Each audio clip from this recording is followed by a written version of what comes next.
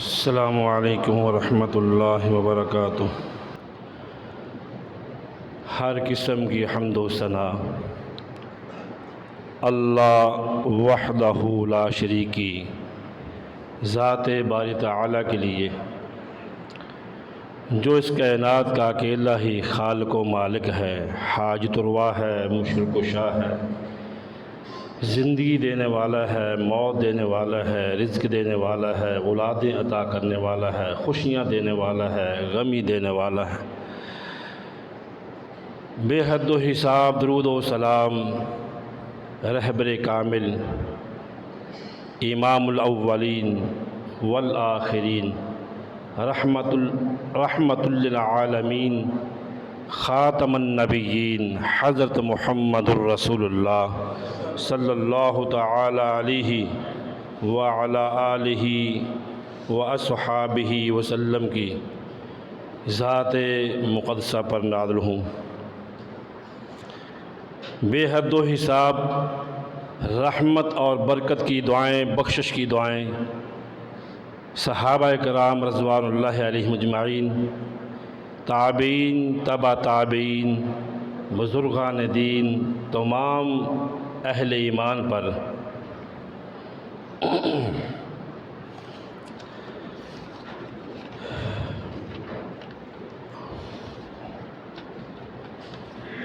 آج کے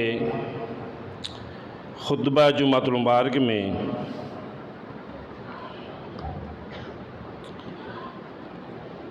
آپ سماعت فرمائیں گے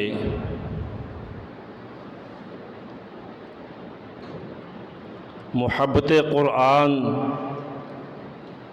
اور قرآن مجید کے بنیادی حقوق کیا ہیں۔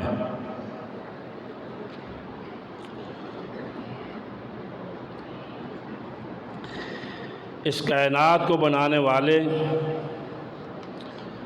اور اس کا نظام چلانے والے اللہ تبارک و تعالی نے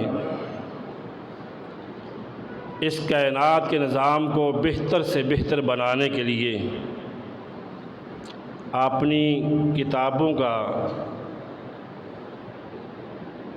ان کے نزول کا سلسلہ شروع کیا، اور ساتھ ہی سیدنا حضرت آدم علیہ السلام سے لے کر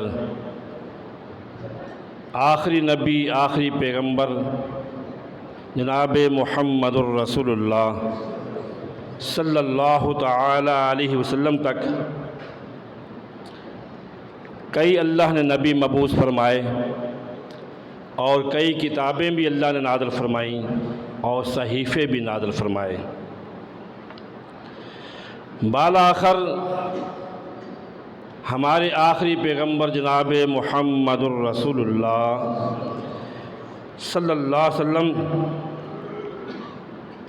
آپ پر اللہ نے اپنی آخری کتاب، آخری رسول اور آخری ہی کتاب، اور وہ آخری کتاب جو بے مثال ہے،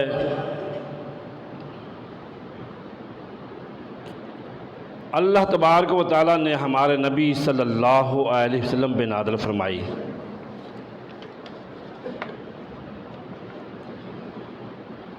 اس کے بعد آسمان سے قیامت تک کے لیے کوئی صحیفہ، کوئی کتاب نازل نہیں ہوگی، اس لیے کہ اللہ رب العالمین نے قرآن مجید میں یہ اعلان فرما دیا، اِنَّا نَحْنُ نَزَّلْنَا الذِّكْرَ وَإِنَّا لَهُ لَحَافِظُونَ، ہم ہی نے قرآن مجید کو نازل فرمایا اور ہم ہی اس کی حفاظت کرنے والے ہیں۔ اس آیہ مبارکہ میں یہ بات سمجھ میں آتی ہے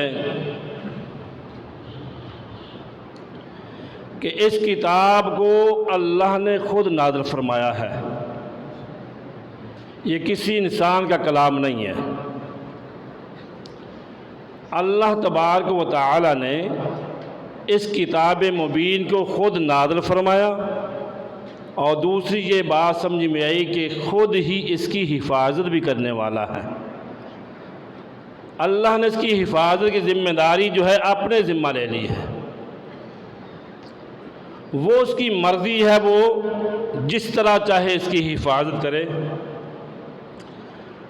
اور جنت میں دخول تک، بلکہ جنت میں جب تک اس قرآن کی آواز گونجے گی نہیں، اللہ جنت میں بھی اپنے کلام کی آواز کو سنیں گے۔ اس میں کوئی کمی نہیں ہونے والی، کوئی زیادتی نہیں ہونے والی، ہو بہو جیسے یہ آسمانوں سے آیا، کئی صدیاں گزرنے کے باوجود آج بھی اسی شکل میں موجود، قیامت کی دیواروں تک موجود رہے گا، حتیٰ کہ قرآن مجید جنت میں اہل ایمان کو پہنچائے گا۔ جنت میں اہل ایمان کو پہنچانے کے بعد پھر اللہ فرمائیں گے اہل ایمان سے، یہ میری جنت ہے اور یہ میرا کلام ہے، میرے بندے جیسے تو جھوم جھوم کر دنیا میں پڑھتا تھا، آج میری جنت میں بھی ویسے ہی تلاوت کر کے دکھلا۔ اللہ اکبر۔ اسلام دشمن قوتوں نے اسلام کے خلاف بڑی بڑی سازشیں اور بڑی بڑی پلانیں بنائیں، لیکن ان کی ہر سازش جو تھی وہ خاک میں مل گئی۔ یہ قرآن کی صداقت ہے، یہ سچا تھا، سچا ہے اور سچا ہی رہے گا۔ کوئی بھی شخص اس قرآن پاک کے حقائق کو جھٹلا نہیں سکتا۔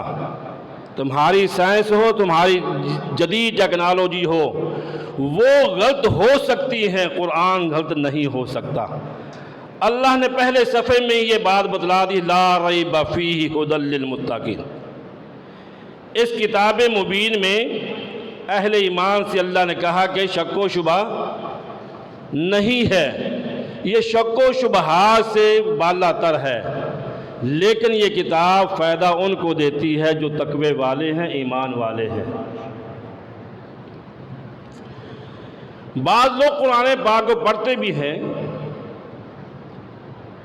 بطور برکت کے، لیکن شک و شبہات کا ان کے اندر یہ معاملہ رہتا ہے۔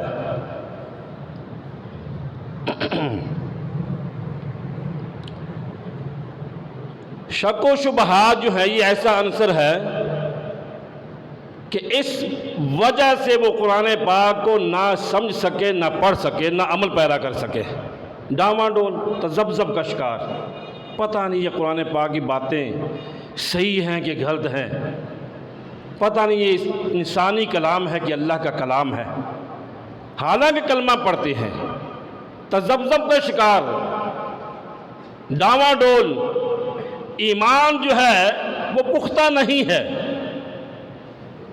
اللہ اکبر۔ فرمایا یہ ایسا عنصر ہے، یہ ایسی بیماری ہے جس وجہ سے یہ قرآن پاک سے دور رہے، نہ اسے پڑھ سکے، نہ اسے سمجھ سکے، نہ اس پر عمل پیرا ہو سکے، نہ اس سے فائدہ اٹھا سکے، ساری زندگی تذبذب کا شکار، وہم میں گزار دی۔ اللہ اکبر۔ تو اللہ تبارک و تعالیٰ نے ارشاد فرمایا کہ یہ قرآن پاک جو ہے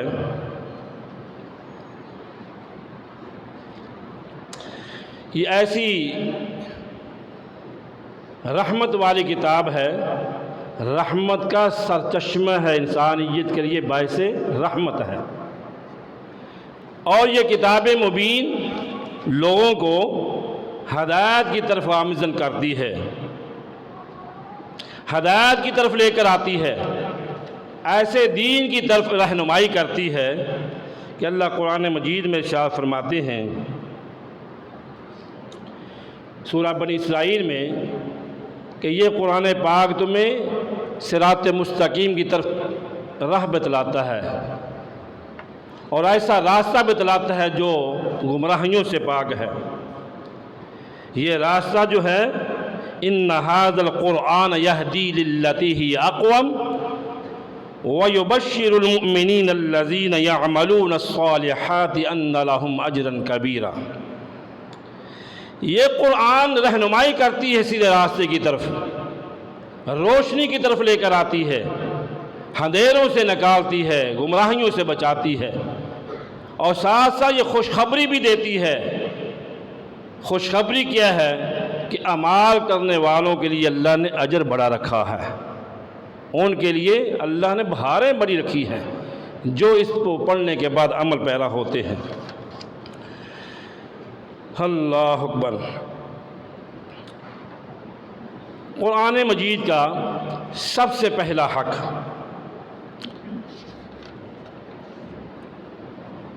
وہ یہ ہے، اللہ قرآن مجید میں خود فرماتے ہیں وَإِنَّهُ لَتَنزِيلُ رَبِّ الْعَالَمِينَ،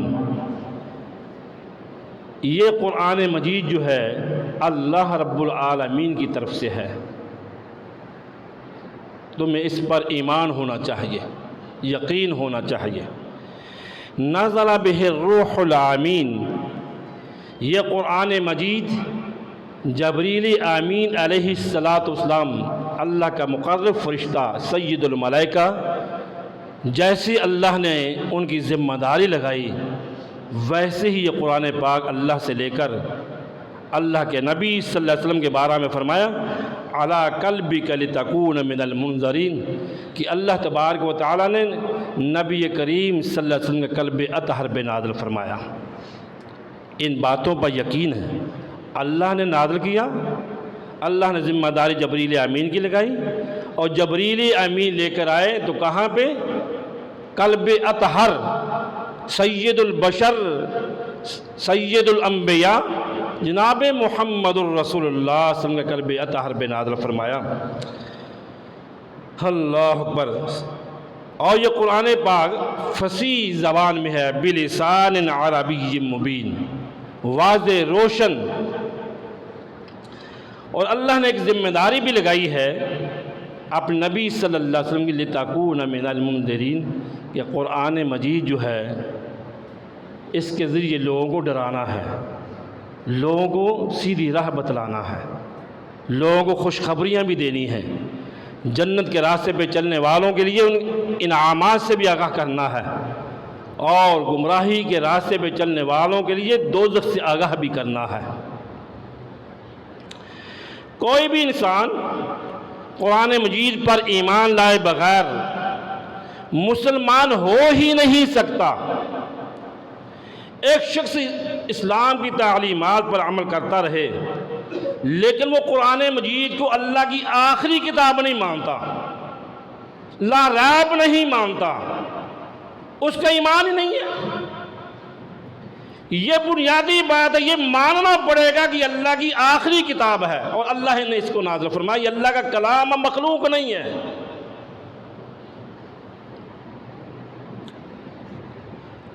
کچھ لوگ جو ہیں بڑے متاثر ہوتے ہیں ایسے طبقے سے کہ وہ انسانیت کی فلاح بہت زیادہ کرتے ہیں، رفاہی کام بہت زیادہ کرتے ہیں، خدمت انسان بہت زیادہ کرتے ہیں، بڑی بڑی تنظیمی ہیں، بڑی بڑی گروہ بندیاں ہیں، بڑے بڑے کارنامے ہیں ان کے۔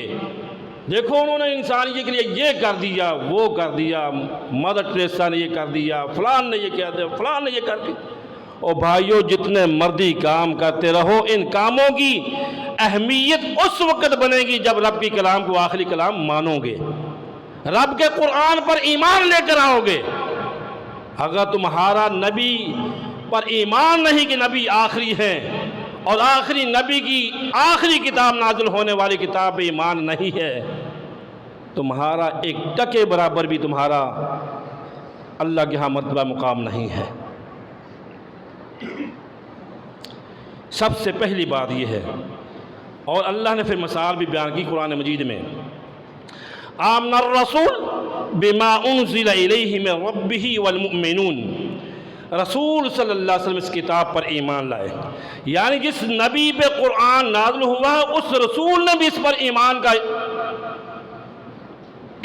کا اقرار کیا کہ میں مانا کہ اللہ نے مجھ پر یہ کتاب نازل کی ہے۔ بما انزل الیہ من ربہ، اللہ نے میرے طرف یہ قرآن پاک کو جو ہے اس کو نازل کیا ہے، والمؤمنون، اور تمام اہل ایمان صحابہ نے بھی اس بات کو مانا، ایمان لے کر آئے کہ جو نبی کریم جناب محمد پہ نازل ہوا ہے وہ اللہ کا کلام ہے، وہ آخری کلام ہے، اس میں کوئی شک و شبہ نہیں۔ نبی نے بھی یہ بات کہی، نبی کے صحابہ نے، اہل ایمان نے بھی یہ بات کہی۔ اور آگے فرمایا کل آمن باللہ، یہ سارے کے سارے ایمان لانے والے تھے کن پر؟ کل آمن باللہ و ملائکتہ، اللہ پر ایمان، اس کے فرشتوں پر ایمان، و کتبہ، آسمانی کتابوں پر ایمان، صحیفوں پر ایمان، و رسولہ، تمام رسولوں پر ایمان۔ فرمایا لا نفرق بین احد من رسلہ، کوئی بھی اہل ایمان ایسا نہیں ہے کہ وہ نبیوں کے مقام و مرتبہ میں تفریق ڈالتا ہو۔ سب اللہ کے پیغمبر سچے تھے، سب نبی برحق تھے، انہیں اللہ نے منتخب کیا تھا۔ ہمارا ایمان جن پہ کتابیں نازل ہوئیں، جن پہ صحیفے نازل، ہمارا ان پر بھی ایمان۔ کیا کہتے ہیں ایمان؟ وَقَالُوا سَمِعْنَا وَأَطَعْنَا، اللہ ہم نے سن بھی لیا، ہم ایمان بھی لے کر آئے، ہم نے مان بھی لیا، سن بھی لیا کانوں سے، ایمان بھی لے آئے، اطاعت کی ہم نے۔ غفرانک ربنا و الیک المصیر، اے پروردگار عالم ہم تیرے سے معافی چاہتے، ہمیں معاف فرما دینا، کیونکہ ہم نے آخر تو تیری طرف ہی پلٹنا ہے، تیری طرف ہی آنا ہے۔ اس سے یہ معلوم ہوا کہ اللہ کے آخری رسول حضرت محمد الرسول صلی اللہ علیہ وسلم بھی اس بات پر ایمان رکھتے تھے کہ جو کچھ مجھ پر نازل ہو رہا ہے یہ اللہ کی طرف سے ہے۔ یہ کس کی طرف سے ہے؟ اللہ کی طرف سے ہے، اور یہ کلام اللہ تعالیٰ کا ہے، اور یہ آخری کتاب ہے۔ اسی طرح ہر مسلمان کا یہ ایمان ہونا چاہیے کہ قرآن مجید اللہ کی کلام ہے۔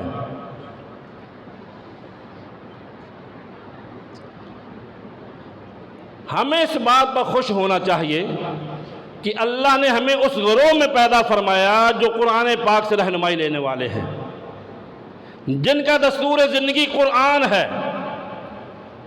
اللہ نے اس نبی کی امت میں پیدا فرما دیا، اللہ نے ہمیں مذہبی کتاب قرآن مجید عطا فرمائی، ہمیں تو اس باتوں میں خوش ہونا چاہیے، نہ کہ ہمیں یہ کہنا چاہیے کہ قرآن پاک کے اندر جو قوانین ہیں وہ سخت بڑے ہیں، اس لیے ہم انہیں نافذ نہیں ہونے دیتے۔ اللہ صحابہ کی طرف دیکھیں، جنہوں نے اس کو مانا، تسلیم کیا کہ اللہ کی کلام ہے، پھر اللہ تبارک و تعالی نے ان کو وہ مقام اور مرتبہ عطا فرمایا کہ دنیا والوں کے لیے کہا فَإِنْ آمَنُوا بِمِثْلِ مَا آمَنْتُمْ بِهِ فَقَدِ اهْتَدَوْا، ایمان لے کر آئے ہو تو نبی کے صحابہ جیسے ایمان لے کر آؤ۔ ایک معیار بنا دیا، جب نبی کے صحابہ نے قرآن کو سنا، اس پر عمل پیرا ہوئے، اسے سمجھا، اسے نشر کیا، اسے عام کیا۔ اگر کسی کے لبوں پہ شراب کا برتن تھا اسے پھینک دیا، حرمت شراب کی آیات نازل ہو گئی ہیں۔ عقیدے کے بارے میں آیات کا نازل ہوا تو سب کو چھوڑ دیا، کہا ایک ہی اللہ ہے۔ شرک کی دھجیاں بکھیر کر رکھ دی صحابہ نے۔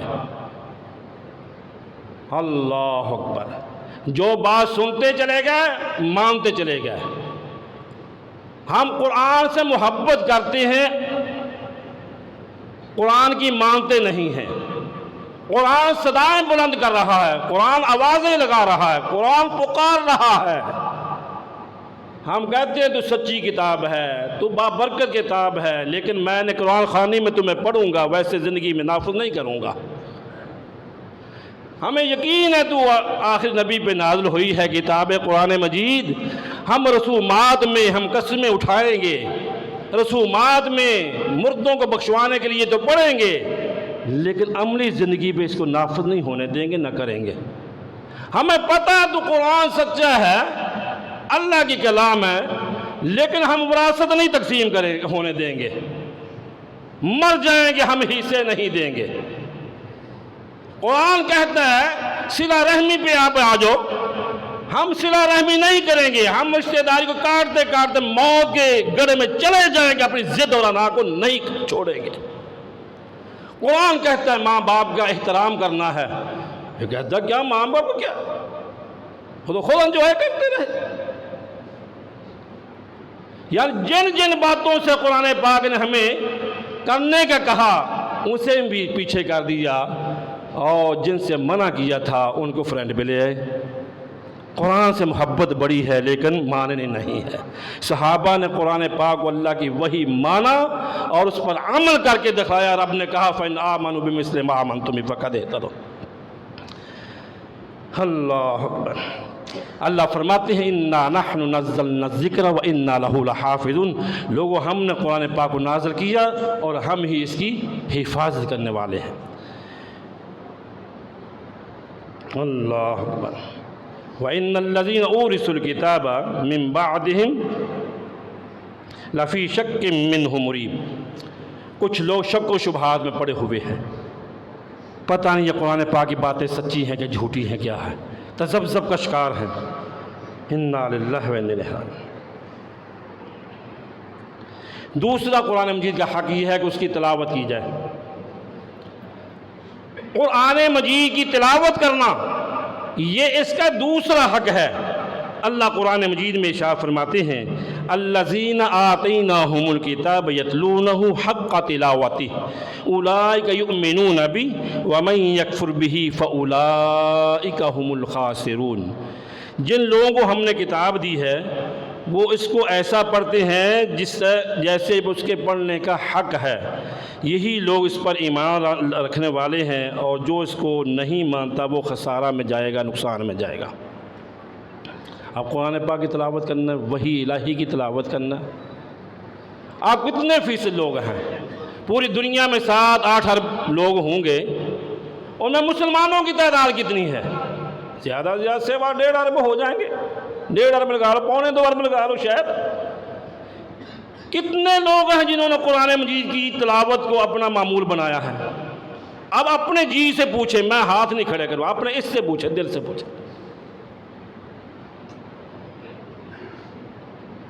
کبھی کھولا ہو قرآن پاک کو، کبھی پڑھا ہو، کبھی سمجھا ہو، کہیں کہا ہو کہ یہ میرے رب کا صحیفہ ہے؟ اللہ اکبر۔ ویسے بابرکت کتاب ہے، ہم نے اس کو ایسی سیف الماری میں سجا کے رکھا ہے، بند کر کے کپڑوں میں لپیٹ کر رکھا ہے، غلاف میں پہلے رکھا ہے کہ وہاں تک کسی بچے کا ہاتھ ہی نہیں پہنچتا، نہ بہو کا، نہ بیٹی کا، نہ بیوی کا، نہ ماں کا، نہ اپنا۔ اس کو CD لگا کے اتارنا ہے، جب پینٹ کرنے والے آئیں گے نا اس وقت اتاریں گے اس کو۔ جب دیکھا تو دیمک نے سارے کا سارا قرآن پاک کھا لیا تھا۔ پڑھتے نہیں، یہ تمہاری محبت قرآن پاک سے، یہ عقیدت ہے تمہاری قرآن پاک سے؟ کہتے ہو کہ ہمیں قرآن پاک سے بڑی محبت ہے، حرمت ہے قرآن پہ، ہماری جان بھی قربان ہے۔ تم 5,000 10,000 قرآن کی ڈیلی تلاوت نہیں کر سکتی ہو اور دعویٰ کرتے محبت ہے قرآن کا۔ کتنے لوگ ہیں جو اللہ کی قسم ممبر رسول پہ کھڑے ہو کر اپنے تجربے کی بات کر رہا ہو۔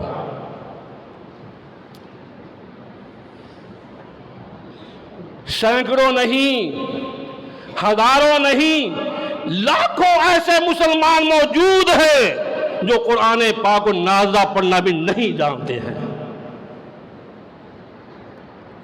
جن کو نماز تک نہیں آتی ہے، جنہیں سورہ اخلاص نہیں آتی ہے، جنہیں سورہ فاتحہ نہیں آتی ہے، قرآن پاک کا ایک ایک لفظ پڑھنا نہیں جانتے، وہ کہتے ہیں مسلمان۔ کیا تیری مسلمانی ہے؟ کیا تیری عقیدت ہے اللہ اللہ کے رسول صلی اللہ کے کلام سے؟ دنیا کی کوئی کتاب سمجھے بغیر پڑھی نہ جائے، مہنگے مہنگے اساتذہ کرام، مہنگے مہنگے ٹیچروں کے انتظام تو کرتا ہے، قرآن پڑھنے کے لیے تیرے پاس ٹائم نہیں، تیرے پاس پیسہ نہیں ہے۔ تو نے اپنے بچوں کو حوالے کر دیا، یونیورسٹیوں کے کالجوں کے حوالے کر دیا، یہ کہہ کر کے یہ کھائیں گے کہاں سے، یہ پئیں گے کہاں سے، یہ زندگی کیسے گزارے گا؟ مادیت کی سوچ، گندی سوچ، کمینی سوچ ہے یہ۔ اللہ پر ایمان کمزور، قرآن پر ایمان کمزور ہے، قرآن نہیں پڑھتے، تلاوت نہیں کرتے۔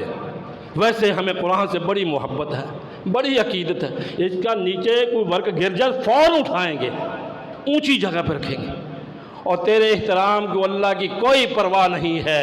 جب تو اس کو پڑھتا نہیں، تو رب کی کلام کی تلاوت نہیں کرتا ہے، اللہ کو کوئی پرواہ نہیں تیرے ایسے خود ساختہ احترام کی۔ اللہ اکبر۔ فرمایا جو قرآن پاک کو صحیح پڑھتے ہیں، حق ادا کرتے ہیں، یعنی تلاوت قرآن پاک کا حق ادا کرنا، تلفظ سے، صفات سے، مخارج سے، خوبصورت آواز سے اس کو پڑھنا، یہ قرآن پاک کا حق ہے۔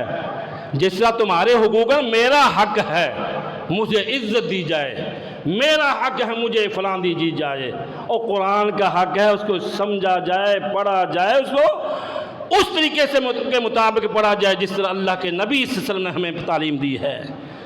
حدیث میں آتا ہے کہ بہت سارے لوگ ایسے ہیں قرآن پاک ایسے پڑھتے ہیں کہ قرآن پاک پڑھ بھی رہے ہوتے ہیں لیکن اس پر لعنتیں برس رہی ہوتی ہیں، قرآن پاک کے حروف کی ادائیگی ادا نہیں کرتے، قرآن پاک کو شغل میلہ سمجھتے ہیں۔ جس طرح حافظ رمضان میں قرآن پاک کا حال کرتے ہیں، تجوید نہ پڑھے، اچھے استاد سے نہ پڑھا ہو، منزلیں سپیٹ و سپیٹ کچل مچل کر کے پڑھتے جا رہے ہوتے ہیں۔ ہمیں فکر ہوتی ہے آدھے گھنٹے، مولوی صاحب آدھے گھنٹے میں تراویح مکمل ہونی چاہیے، اس نے جا پھٹے پہ چڑھنا ہے، اس نے مولوی صاحب 35 منٹ اوپر منٹ نہیں جانا چاہیے۔ انا للہ، یہ ہمارا شوق ہے، یہ ہماری محبت ہے قرآن پاک سے۔ اللہ اکبر۔ کچھ ہمیں عادت پڑ گئی ہے یہ مصری کاریوں کو بلانے کی، کئی لوگوں کی تو دال روٹی سے چلتی ہے، تکلفات سے قرآن پاک کو پڑھنا۔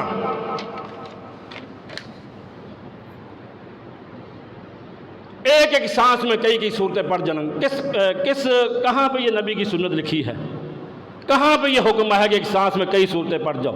ام سلمہ رضی اللہ تعالیٰ عنہ فرماتی ہیں کہ پیارے نبی صلی اللہ علیہ وسلم جب قرآن پاک پڑھتے، ایک آیت پڑھتے رک جاتے، سانس لیتے، پھر اگلی آیت کا آغاز کرتے۔ اسے یہ بڑا فضیلت الشیخ ہے جی قاری قرآن، ایک آیت میں پوری سورہ ضحیٰ پڑھ گیا، اس کو پتہ نہیں نبی کا طریقہ تلاوت کیا تھا، تم دے رہے ہوتے ہو۔ تجوید و قرآن میں کوئی تکلفات نہیں ہیں،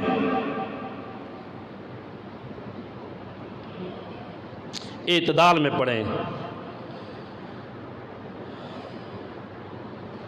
کچلے نہیں، اور نہ ہی تکلف ایسا کہیں کہ آپ یہ آنکھیں الٹی پوٹی سرخ ہو رہی ہوں اور وینیں پھول رہی ہوں۔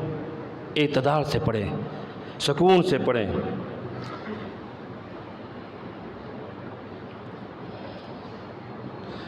اور قرآن پاک کو اس وقت تک پڑھیں جب تک آپ کا دل و سکون مہیا، دل کو سکون ملتا ہے، دل کو تازگی ملتی ہے، دل پھول کی طرح جو ہے وہ کھلکھلاتا ہے۔ پیارے نبی صلی اللہ علیہ وسلم نے فرمایا اقرأوا القرآن ما تلفت قلوبکم فإذا اختلفتم فقوموا عنہ، قرآن مجید کی تلاوت اس وقت تک کرو جب تک تمہارا دل مانوس رہے، اور جب تمہارا دل اچاٹ ہو جائے تو پھر اس کی تلاوت کو چھوڑ دو۔ مجبور ہو کر نہیں، شوق سے پڑھنا ہے، ذوق سے پڑھنا ہے، محبت سے پڑھنا ہے، نیکی سمجھ کر، عبادت سمجھ کر پڑھنا ہے۔ وَرَتِّلِ الْقُرْآنَ تَرْتِيلًا، قرآن پاک کو خوب ٹھہر کر ادا کرنا ہے۔ اللہ اکبر۔ یہ قرآن مجید کا دوسرا حق ہے کہ قرآن مجید کو ٹھہر کر روانگی کے ساتھ، خوبصورت آوازوں کے ساتھ، حدیث میں آتا ہے، صحیح بخاری کی روایت ہے کہ اللہ تبارک و تعالیٰ نے سب سے زیادہ غور کے ساتھ، سب سے زیادہ توجہ کے ساتھ جس کی تلاوت کو سنا ہے اس کا نام اسم غرامی صاحب قرآن محمد رسول اللہ کہتے ہیں صلی اللہ علیہ وسلم۔ قرآن پیارے پیغمبر کا پڑھنا ہو، سننا میرے رحمان کا ہو۔ ایسی تو نہیں کہ کفار مکہ خانہ کعبہ کی دیواروں کے ساتھ آ کر چمٹ جایا کرتے تھے جب محمد رسول اللہ تہجد کے لیے کھڑے ہوتے۔ وقال الذین کفروا لا تسمعوا لهذا القرآن، اس کی زبان سے قرآن نہ سننا، شور ڈالا کریں، آہو بکا کیا کریں، چیخا کریں، چلایا کریں تاکہ قرآن کی آواز پست رہے، قرآن کی آواز غالب نہ آ جائے۔ تو غالب کرنے والا کون ہے؟ میرے اللہ ہے۔ اللہ نے غالبہ قرآن کو دیا، اللہ نے قرآن پاک کی آواز کو بلند رکھا۔ اللہ اکبر۔ اسی طرح حافظ قرآن سے کہا جائے گا یقال لصاحب القرآن اقرأ وارتقِ ورتل كما كنت ترتل في الدنيا، اے حافظ قرآن، جیسے تو دنیا میں قرآن پاک کی تلاوت جھوم جھوم کر کرتا تھا، ٹھہراؤ سے پڑھتا تھا، آج یہ میری جنت ہے، اس میں نظارہ باندھو، تلاوت قرآن کرتے جاؤ، منزلیں طے کرتے جاؤ، سیڑھیاں طے کرتے جاؤ۔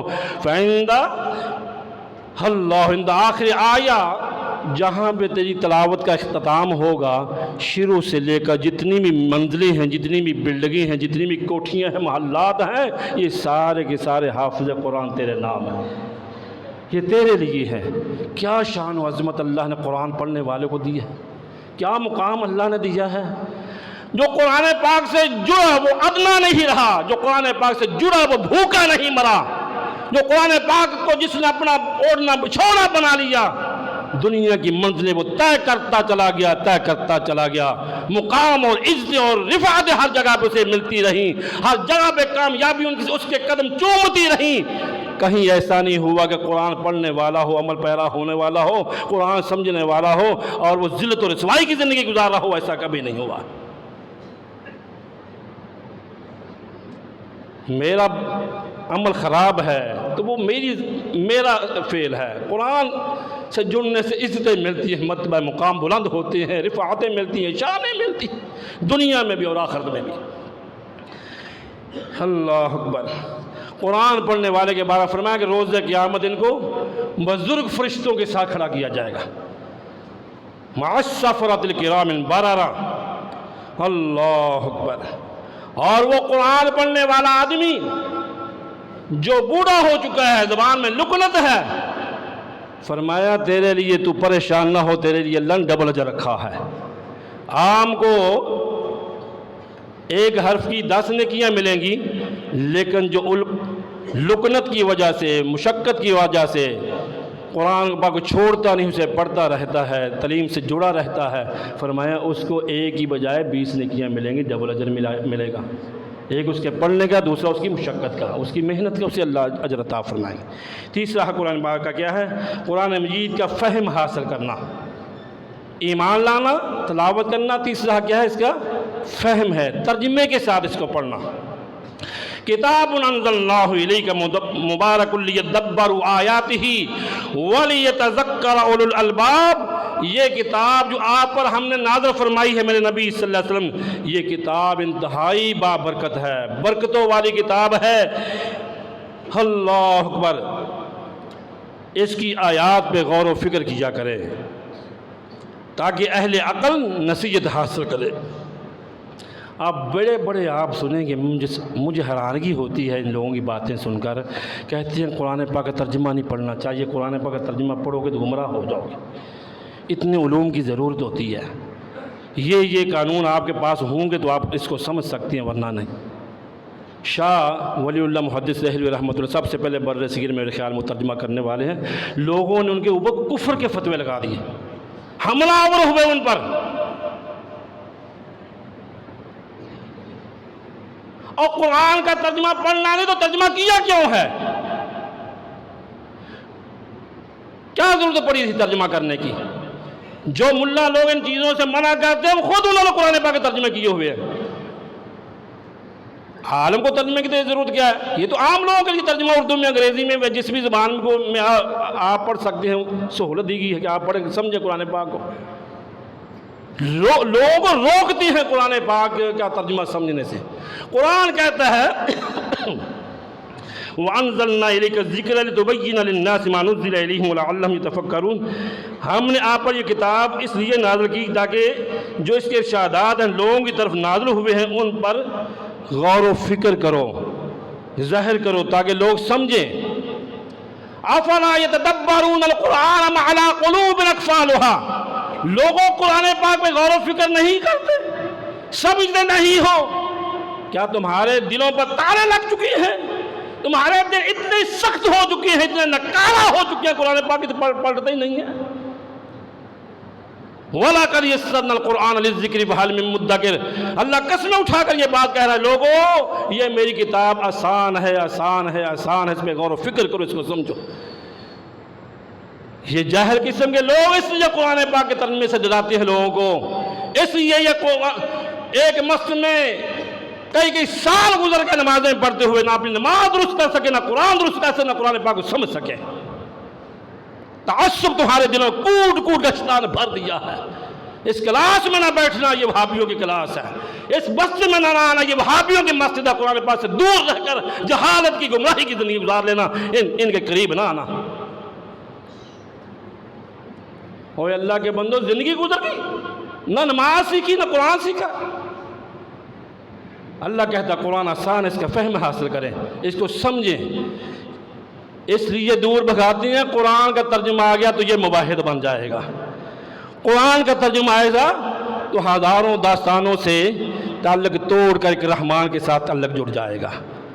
قرآن سے تعلق جڑے گا، جہالت کا خاتمہ ہوگا، ہمدین نگری ختم ہوگی۔ تو قرآن مجید کا چوتھا حق یہ ہے کہ جو قرآن پاک ہے اس کو تلاوت کریں، ایمان لائیں، پڑھیں، غور و فکر کریں۔ چوتھا حق اس پر عمل کریں۔ یہ عملی کتاب ہے، انقلابی کتاب ہے، دستور زندگی ہے۔ اگر آپ اس کے اوپر عمل نہیں کرتے تو آپ ناکام ہیں، آپ فیل ہیں۔ کامیابی اس وقت ملے گی جب اس پر عمل پیرا ہوں گے۔ ایک عورت قرآن پڑھتی ہے یا مرد ہے، بطور برکت کے روزانہ قرآن پڑھتا ہے، عرصہ گزر گیا، اس نے اپنے عزیز و اقارب کو ناراض کر رکھا ہے، قرآن پڑھتا ہے، نمازیں بھی پڑھتا ہے۔ کسی نے کہا بھی آپ روزانہ قرآن پڑھتے ہیں تو آپ کے یہ معاملات ہیں، یہ چھوڑو۔ اور بھائیو، قرآن پڑھیں گے تو تمہیں معاشرتی زندگی کا پتہ چلے گا نا۔ قرآن پڑھیں گے سمجھ پا کر تو پھر اس پر عمل پیرا ہوں گے نا۔ اگر آپ اس پر عمل ہی نہیں کرتے، پڑھتے جا رہے ہیں، پڑھتے جائیں، عمل نہیں کرتے۔ أَتَأْمُرُونَ النَّاسَ بِالْبِرِّ وَتَنْسَوْنَ أَنفُسَكُمْ، فرمایا کہ لوگوں کو تم نیکی کا حکم دیتے ہو، خود اپنے آپ کو بھول جاتے ہو۔ لوگوں کو وعظ و نصیحت کرتے ہو، خود اس پر عمل پیرا نہیں ہوتے۔ کئی بابے، کئی بزرگ ایسے ہیں، ناراض نہ ہونا، اللہ کی قسم قرآن پاک ہر ہفتے میں ختم کریں گے، لیکن نچاکی جھگڑا تنازع سب سے زیادہ فتنے باز ہوں گے۔ ناراض نہ ہونا، پہلے میں نے یہ بات کی ہے۔ قرآن پڑھ کر عمل نہیں کرتے، قرآن پڑھتی ہے، روزانہ پڑھتے ہیں قرآن پاک، بچیوں کے حق نہیں دیتے۔ قرآن پڑھتے ماں باپ پہ نافرمان ہے، قرآن پڑھتے بہنوں کے حق نہیں دیتے۔ شرم نہیں آتی تمہیں قرآن پڑھتے ہو؟ قرآن تو کہتا ہے اسی پر عمل کرنا ہے تم نے۔ حدیث رسول یہ کہتی لا يدخل الجنہ قاتل، قطع رحمی کرنے والا جنت میں کبھی جا ہی نہیں سکتا۔ یہ میری بات ہے، تم نے سارے جگ کو ناراض کر رکھا ہے، کسی سے تیری بانتی نہیں ہے۔ تو اگر کل بن گیا کہ میرے سے بڑا کون دنا، فہم و فراست و عقل والا، شعور والا کون ہو سکتا ہے؟ بھائیو، قرآن پڑھنا ہے سمجھ کر تو اس پر عمل بھی پیرا ہونا ہے، اس پر عمل کرنا ہے۔ عمل نہیں کرو گے تو فائدہ ٹکا برابر نہیں ملنے والا۔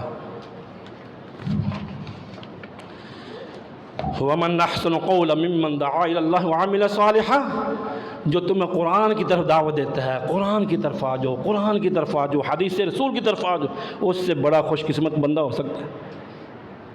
حال یہ ہے کہ جو قرآن کی طرف بلاتا ہے، ہماری سب سے زیادہ دشمنی اس کے ساتھ ہوتی ہے۔ جو قرآن پڑھائے گا اس کی دشمنی، جو قرآن کی آواز بلائے گا اس کے ساتھ دشمنی۔ یہ خشک مزاج ہو چکا ہے، یہ نافرمان ہو چکا ہے، یہ شدت پسند ہو چکا ہے۔ جو قرآن کی بات کرتا ہے، حدیث رسول کی بات کرتا ہے، ہمارے بابے شابے کہاں چلے گا؟ قرآن بابوں میں نازل ہوا ہے۔ انا للہ و انا الیہ۔ قرآن کے داعی بنے، قرآن پڑھنے والے، عمل کرنے والے قرآن پر بنے۔ اللہ اکبر۔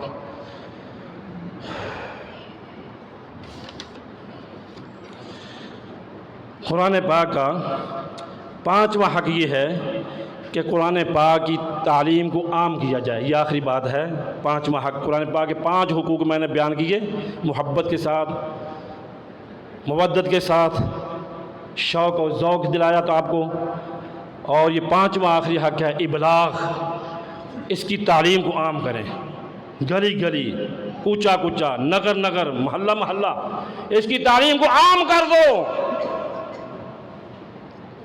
یا ایھا الرسول بلغ ما انزل الیک من ربک وان لم تفعل فما بلغت رسالتہ، میرے نبی جو تمہارے اوپر وحی نازل کی گئی ہے، یہ اللہ کا پیغام، اس کو لوگوں کے سامنے کھول کر بیان کرو۔ اگر اس کو آپ بیان نہیں کریں گے تو آپ نے گویا کہ حق ادا نہیں تبلیغ کا کیا۔ جو قرآن پاک سورہ مائدہ اٹھائیں پارہ نمبر 6۔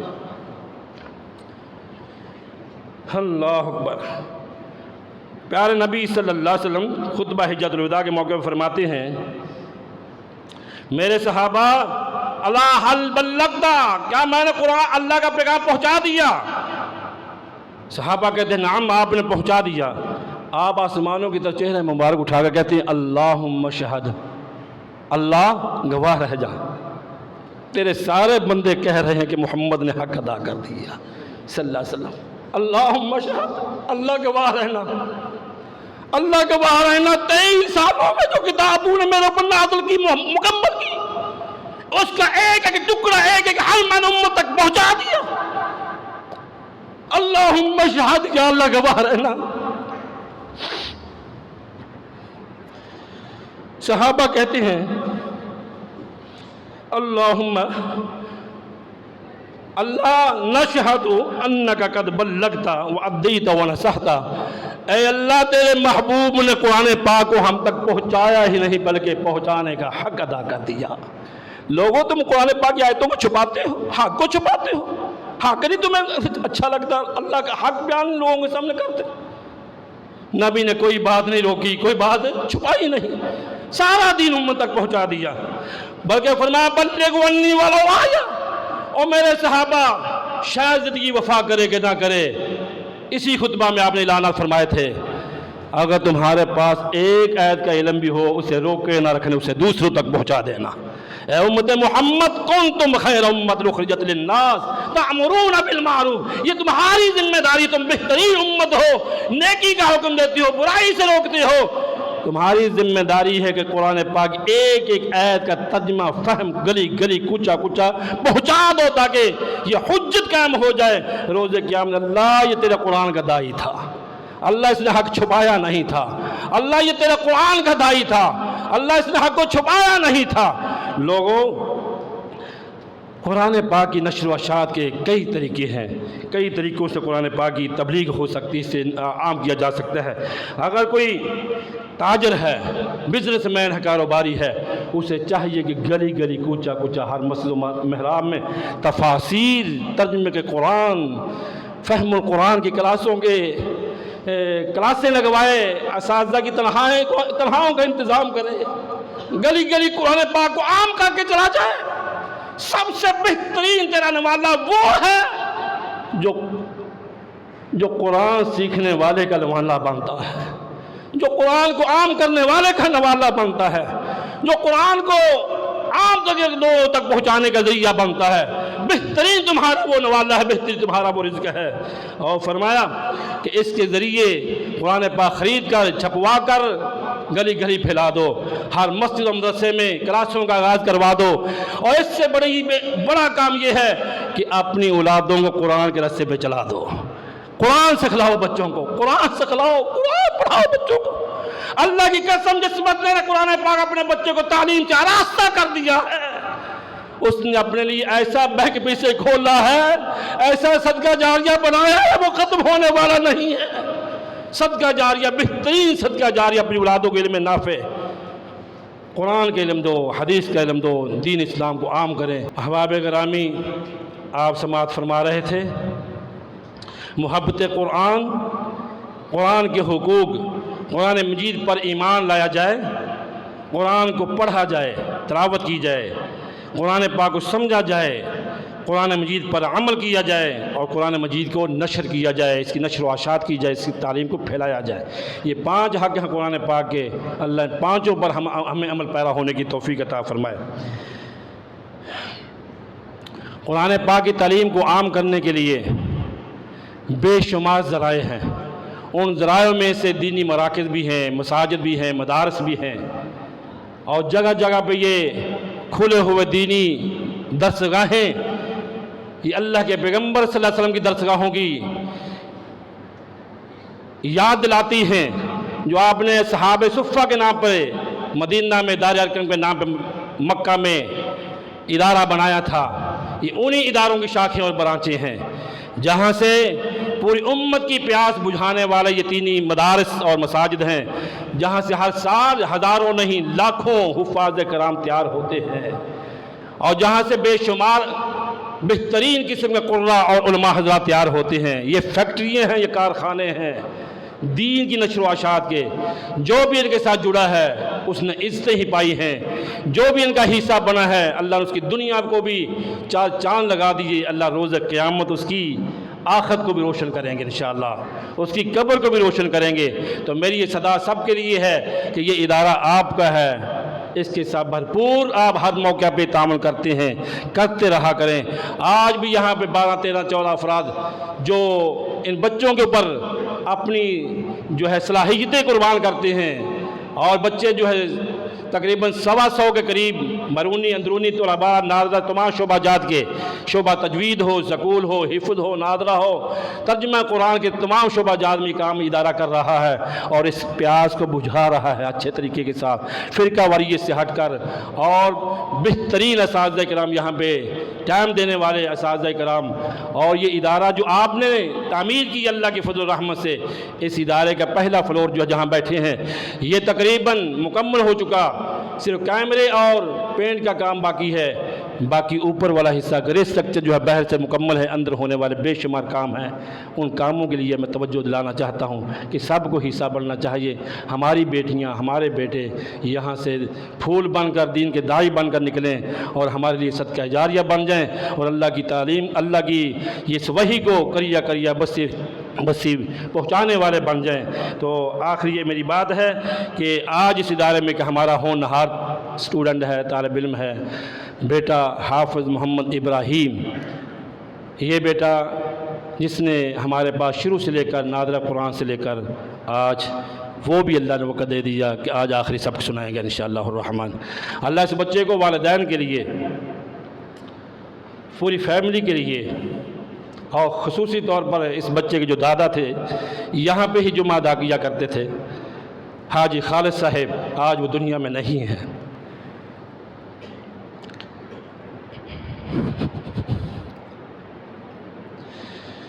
اسی طرح جو ہے میرے والدین دنیا میں موجود نہیں ہیں۔ اللہ ان تمام بچوں کو سب کے لیے صدقہ جاریہ بنائے، سب کے لیے اللہ تعالیٰ ان بچوں کو صدقہ جاریہ بنائے۔ اللہ اس بچے کے دادا ابو، دادی اماں، والدین، عزیز و اقربا، جتنے بھی فیملی کے، نان کے، دادا حیال والے، نن حیال والے، اللہ سب کی خوشی کو دوبالا کر دے۔ اللہ اس بچے کو دین کا داعی اور مبلغ بنائے، اور آنکھوں کی ٹھنڈک بنائے۔ اللہ عالم دین، باعمل عالم دین بنائے۔ اللہ سے دعا ہے اللہ جو سنا اللہ عمل کی توفیق نصیب فرمائے۔ نماز جمعہ کے بعد یہ بچہ سبق سنائے گا، اور سبق سنانے کے بعد دعا ہوگی۔